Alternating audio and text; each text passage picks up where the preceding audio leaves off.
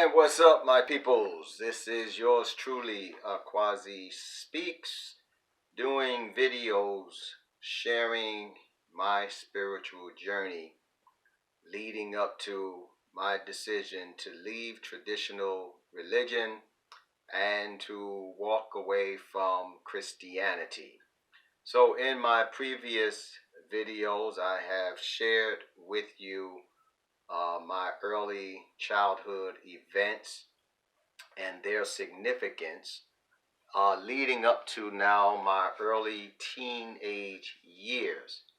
So, again, let me just reiterate that the intent of these videos is to simply share with you what my spiritual journey looked like over the years, leading into becoming a born again believer following the Christian faith, doing research, and then ultimately coming to a resolve that I would leave traditional religion and the Christian faith. Now, I know there are some of you out there that have known me as a believer. You've known me as a Christian. You have known me as a minister of the gospel. You have known me as an evangelist. You've known me as a pastor. You've known me as a licensed and ordained elder of the Christian faith. You've known me as a fireball preacher. Yes, I was indeed all those things. And so in my videos, I want to simply share with you how I evolved to where I am right now as it relates to my spiritual journey. And I put emphasis on the fact that what I'm sharing is my spiritual journey, not necessarily my religious persuasions. Although I will talk about the part that religion played in my development to the person that I am today, the resolve that I presently have. And again, I must remind you, my videos are not intended in any way to suggest that you must give up what you believe. That is an intrinsic right of each individual to choose what they will believe. And that is perfectly all right with me. I am not against any for what they choose to believe. And in the same light, I would hope that you would view my videos with an open mind and with the same level of receptivity that I would extend to any sharing with me their spiritual journey, their belief. I have no qualms whatsoever with what an individual holds dear and true to themselves. So I want to jump right in, and I want to talk now about what life was like for me during my early teens, leading up to my early adult life, my early 20s.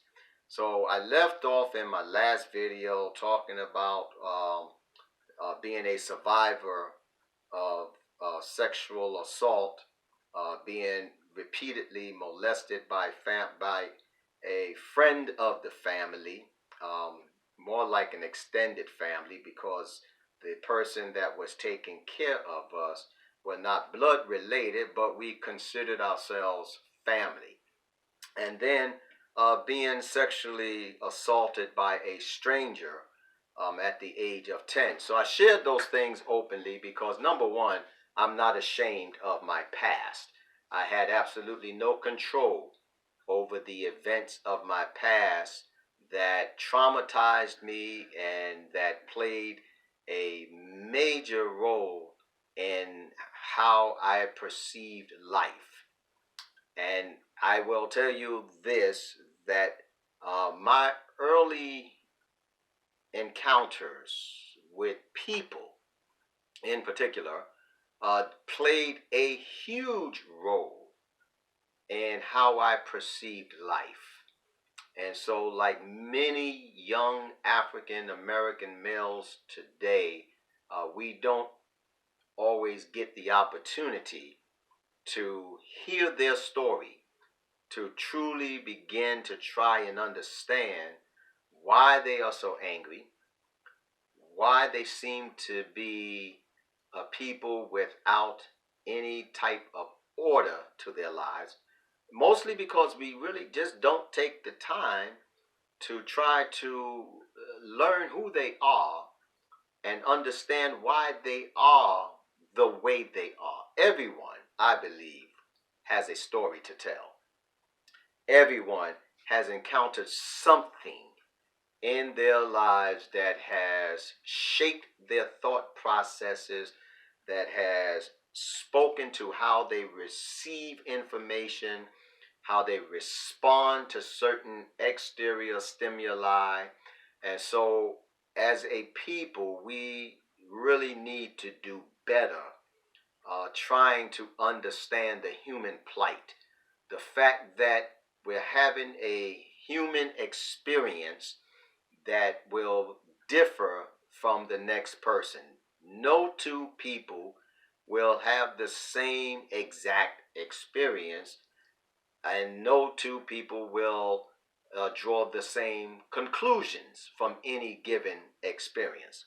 So, with that being said, uh, I want to share with you that my early teen years leading up to my early 20s was a time frame that was filled with obscurity, numerous disappointments, many upsets. It was a turbulent time for me. When we're talking about, for instance, um, gang involvement with the Savage Skulls, becoming a warlord in one of the Brooklyn chapters, having the role of starting the ruckus, as the young people say now, uh, flashing our colors in neighborhoods where we knew there were rival gang members in those neighborhoods so that we can rumble. West Side Story, if you're familiar with that production, kind of tells the story of what it was like living in New York uh, during the times of street gangs. And there was a big thing, and I'm told by some of my peers that we still have street gangs in New York. They have not gone away. Just like right here in our state of Virginia, street gangs is still a concern to any neighborhood. So those were turbulent years for me. And to be perfectly honest with you, if you recall in my previous video, I talked about how I was introduced to the Christian church. Not necessarily the Christian religion, because I really didn't pay much attention as a young kid. I was more interested in skipping Sabbath school and going to Prospect Park, as I said before. But the few times that I did sit in, especially during vacation Bible school, that was fun. It was a lot of fun activities. And of course, the intent was to introduce to us as young children the religion, Christianity, and what the Christian faith looks like. So I didn't really have good parental guidance when it comes down to embracing the Christian faith and understanding the tenets of the Christian faith and what is called upon an individual as a believer coming into the Christian faith. So it was pretty turbulent, for lack of better words. Then, when I think about um, how I got away from the church, which it is no surprise to me when you don't have the type of guidance from your parents, um, because they themselves are really not that engulfed in the faith, let alone could really explain to you why, as a family, we've chosen Christianity over other religious persuasions. So, in the absence of that kind of guidance and daily instruction and encouragement and admonishment, it was very easy in my early teens to just completely stop going to church altogether. As I think back and reflect on those years, church really didn't seem that important to me, to be honest with you. As a young person, I didn't give thought to what happens when you die. I just knew that you lived, you enjoyed life, and eventually you would die. Um, it's not something that a young person thinks about, because when as a young person, you're more interested in having fun and enjoying yourself, not thinking about your mortality. you know and so it didn't play a big part in my life. That's the bottom line, really. It just did not play a big part in my life. I have little recollections of spending a great deal of time in the church. But during my time in the military, now mind you, at the age of 17, I left high school early. I did not graduate high school. I left high school early to go into the Marine Corps. And it was more by, I would say, a little bit of compulsion and desperation, to put it more accurately. See, here's what happened. I remember wanting to leave New York. I believe I was going into my first year, or had completed my first year of high school. I attended the former Alexander Hamilton Vocational and Technical High School on Albany Avenue in Brooklyn, New York. And I was on the gymnastics team there as well. I was a pretty decent student. I mean, as far as my academics, I wasn't struggling with academics. I was a pretty decent student, and I was an okay gymnast. I did the floor exercise, I did the rings, I did vaulting, I did the what else did I do? I think that was about it. And I was okay. I can compete. And I enjoyed it too. But I wanted to leave New York, and so I went and stayed with my grandparents, who are now resting in peace. They lived in Spotsylvania, Virginia, and I remember some summers we would go down, and I would spend the summers with them, and it was always fun and exciting. Although it was strange being a city boy going to a country setting, and no, you can't just walk to the corner store because the corner store is 8 miles away. I wasn't used to that. Uh, and then there's no street lights because you're on a country road, and your nearest neighbor is about a quarter of a mile. So those were some challenges for me as a young teenager. But I think I guess I must have been 16. Yeah, I must have been about 16 years old. And so when I left New York to go to Spotsylvania, and was enrolled in Spotsylvania County High, the school systems were vastly different as far as their curriculum structure. So instead of being put in the grade level that I would have been going to had I stayed in New York, I ended up actually repeating the grade level that I just completed in New York. So that left a sour taste in my mouth. That didn't go over well. However, I made the adjustment, I dealt with it, and I did the best that I could. But it was more challenging than I anticipated it would be. Not so much on the academic level, because I enjoyed the school. I enjoyed my classmates. I enjoyed the school activities. In fact, I joined the gymnastics team, which, by the way, I was the only male on an all-girls gymnastics team. Boy, I was in heaven. But I had to learn flexibility moves as opposed to strength moves that I was accustomed to doing. And so that made me somewhat of a hit. That as a male, I could do what was called in gymnastics a back walkover. You know, so that was exciting. But um, I didn't have a car, as did many of my schoolmates in high school. Many of them had vehicles, so I rode the school bus like some did. Um, didn't have the luxury of hanging out with any of my schoolmates because, again, my grandparents certainly were not going to be chauffeuring me all over Fredericksburg and Spotsylvania and Louisa County and Culpeper and all of the places where I had schoolmates and their friends. So the only places that I could visit was, as they would say, just up the road. I would go to the Banks house. I had a bit of a crush on one of the young ladies up there.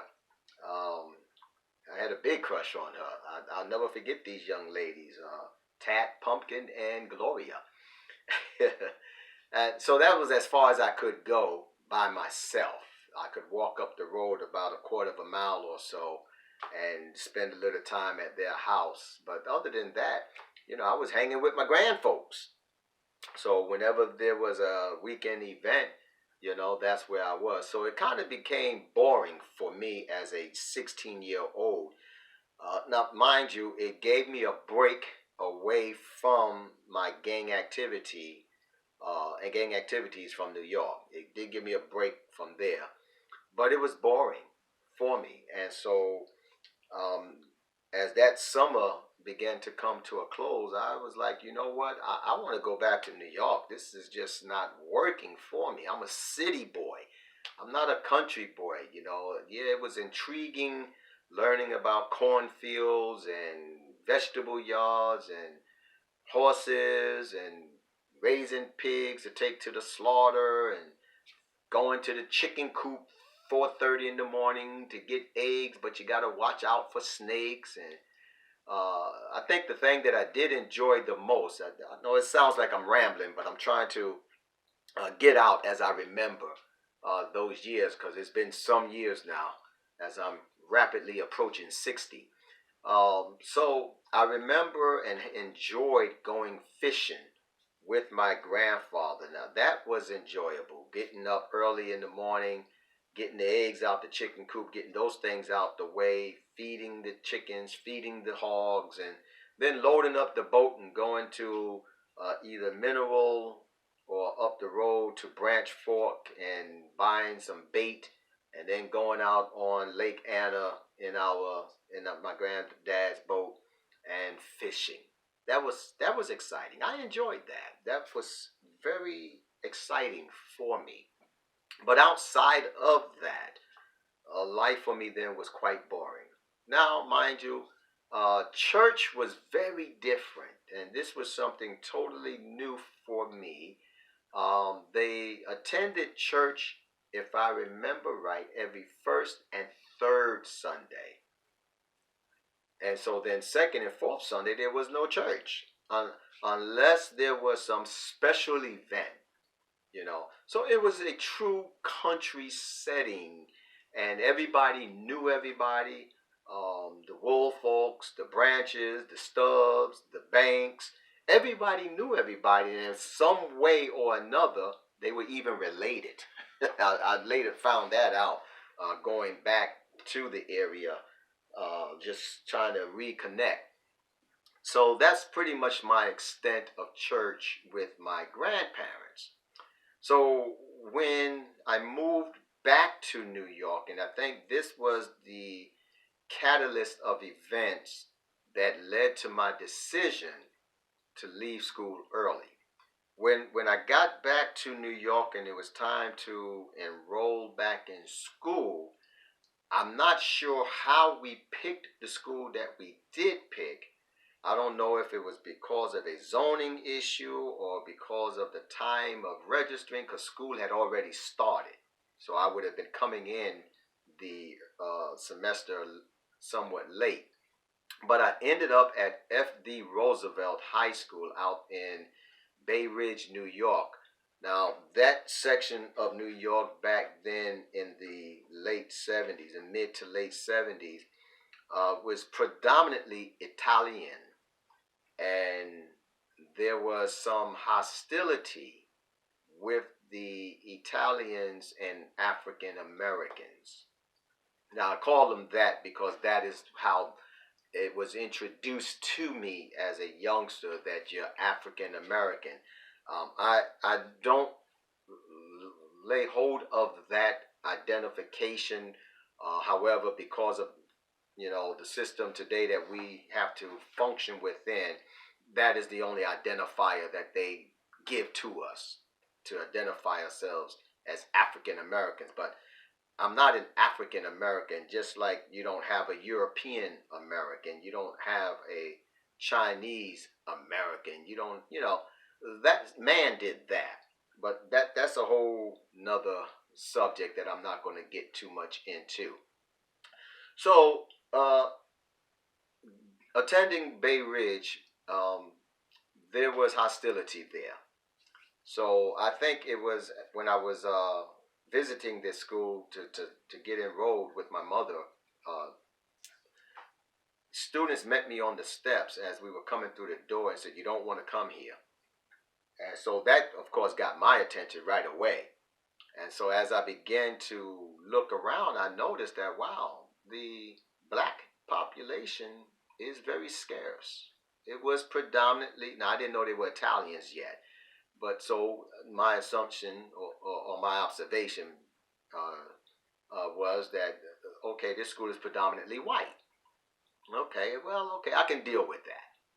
So when we were enrolling, that's when I found out that when they viewed my transcript from Spotsylvania County High, I was told the same thing that I was told when I went to Virginia, and that is because the school curriculums are so different, you'll have to do 6 months in the previous grade that you just completed, and if you fare well, then we'll put you in your regular grade to be able to move on time. Okay, so that didn't sit right with me. That began my dissent with the school system. And mind you, I was still carrying a great deal of suppressed anger, embarrassment, frustration, confusement from the trauma that I experienced at 10 years old. So I was still carrying that, and that had a great deal of impact on my juvenile involvements. So when they told me that, I said, you know what? Bump this, man. I'm not going through that again. So then I started making plans without my mother or stepfather's knowledge that I was going to leave school. And I knew that I had to be 18 to sign myself out of school. So I did not want them to know right up front what my plan was. And so what I did was I skipped school one day and I went down to the recruiter's office. And the Marine Corps appealed to me, mostly because when I looked at the video the recruitment video that they show you, it resonated with me because I wanted to fight. I felt I had good reason to fight. Not fight for America. I just wanted to fight because I had so much anger pinned up inside of me that fighting seemed to be the only satisfactory release. So I said, wow, what better way to release this anger than to join an elite fighting force and go fight in a war. And not just any war. You know, then I'm thinking about Third World War. I'm like, yeah, this is going to be on. So I signed up, went down there to Fort Hamilton, took the ASVAB test, scored rather well on the ASVAB test. Now, mind you, my folks still don't even have a clue that I am making plans to leave New York now, this time on my own, and go into the Marine Corps. They didn't know it yet. The only one that did know was my older brother, because we were going to try and go in on the buddy system that they promoted. You know, they promoted that if you were family brothers or if you were close friends, you can come in on what they called the buddy system. So I thought that was a great idea too, because I love my brother, my bigger brother. And I said, well, that'll be great, man. I'll have my older brother there with me. Oh, fantastic. Well, it didn't pan out that way. He ended up going to the Army. I went to the Marine Corps. So anyway, so my folks didn't find out until after we reviewed my ASVAB test scores, and my recruiter then presented me with the paperwork. And so, of course, my recruiter knew that I had not yet finished school, but it was my intent to leave school. So there was a specific document that needed to be signed by my parents or guardian. So that's when I presented it to my folks and told them, hey, look, this is what I want to do with my life. I'm tired of school. I feel like I've been given a raw deal, and I'm out. I'm not going to go to school. I want to go in the military. So I remember my stepfather, who is also now resting in peace. I remember my stepfather, and he was the father. He was the daddy that I grew up knowing. My biological father was not active in my early years. So I remember my stepdaddy telling me, well, I probably cannot make you change your mind, but are you absolutely sure that this is what you want to do? And without hesitation, I said, yes, sir. This is exactly what I want to do. And he said, okay.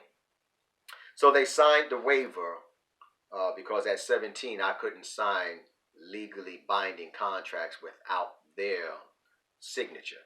So they signed the waiver for me, he and my mother, and I had a few weeks, not many, before I would ship out. So this would be December of 1978. So Christmas night I spent with the family, enjoying the Christmas season, and we had company over, and we had a good time. And then December 26, 1978, I was heading to Parris Island, South Carolina. That's how quick it was. And I arrived at Parris Island, South Carolina, early the next morning. It must have been about 4:30, and all hell broke loose. And that's putting it mildly. When that bus pulled onto the Marine Corps base, the boot camp training compound, I was met with nonstop yelling and screaming from seasoned Marine Corps drill instructors.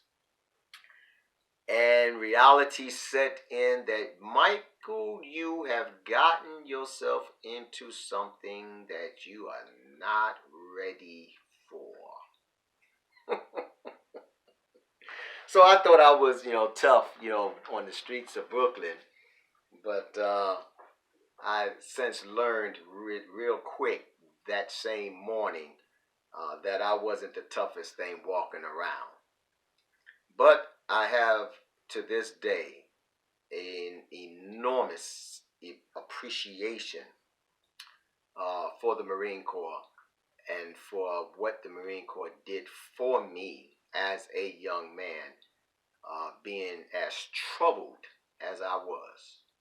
So I navigated boot camp. I did get recycled, and that's really not a good thing. When you get recycled, it means you were either probably belligerent, they saw potential, but you weren't performing at the level they needed to see for whatever reason.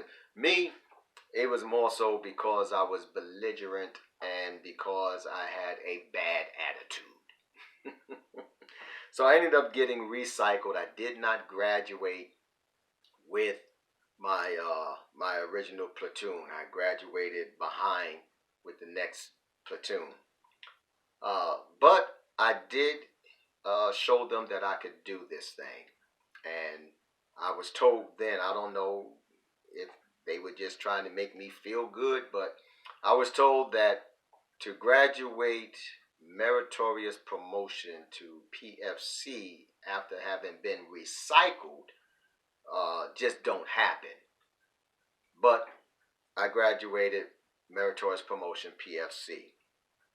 While I was home after completing basic training, awaiting to go to my next assigned duty station for my training on the career path. Now, we called it an MOS, Military Occupational Specialty. But while I was awaiting to report to my next duty station for my MOS training, my stepdaddy passed away. He was in the hospital and he passed away. I requested from the Marine Corps an extension on my leave time, asking if I would be permitted to attend my stepdaddy's funeral with the family and then report to my duty station a little later than the assigned date and time. Well, that got denied. Now, I'm 17 years old. This is the daddy that I've known ever since I was probably 4 or 5 years old. This man raised me as his own child, loved me as though he was my biological father, provided for me in every respect of the word. And when the Marine Corps told me, we denied your request for extension of leave because he is not your biological father, and to date your biological father is still living. That didn't make any sense to me.